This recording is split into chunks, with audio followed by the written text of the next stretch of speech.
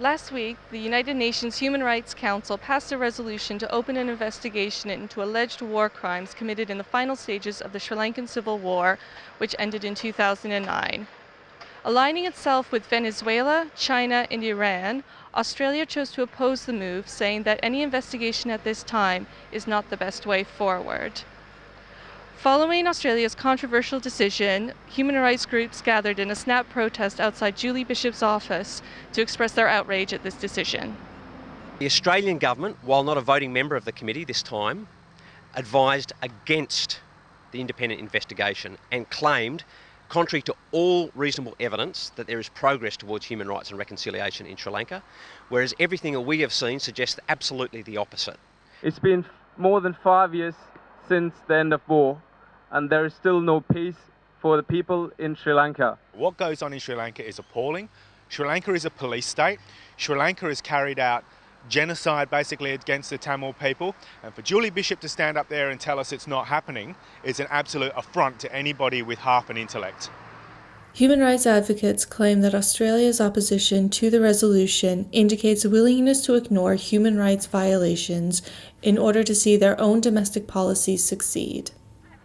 Our government colludes with the Rajapaksa regime to be able to justify the refoulement of Tamil asylum seekers and refugees back to a regime that has already punished them, that already persecutes them, that already discriminates against them.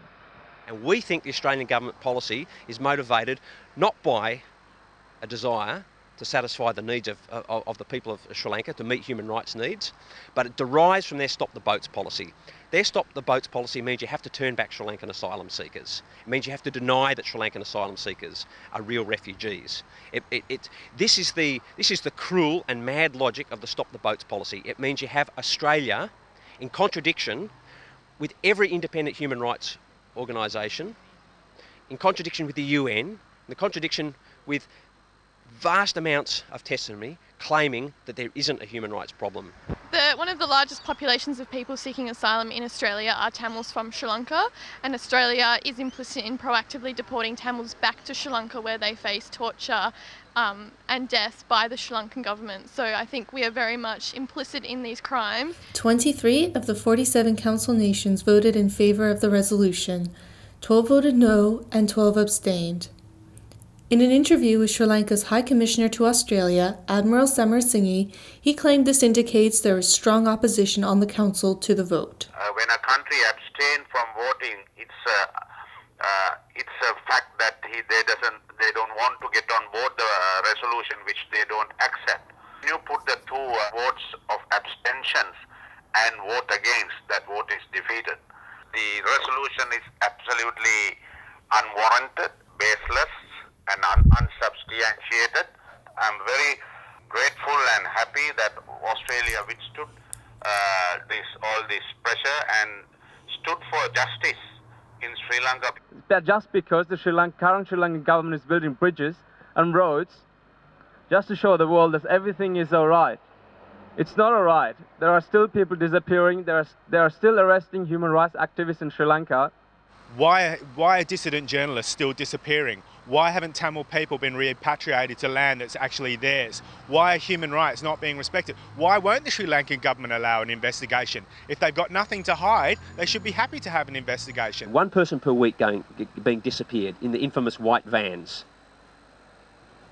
A place where over 40 journalists have been killed or disappeared in a decade. So the idea that by cooperating with the Rajapaksa regime that we're making progress to human rights is utter bogus, and Julie Bishop must know it.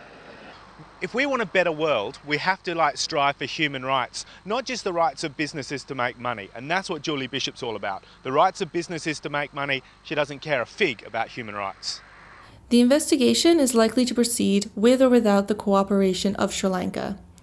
The results will hopefully give Australia cause to rethink their refugee policies and their relationship with the Rajapaksa regime. This is Catherine Albright-Peacock reporting for Undercurrent.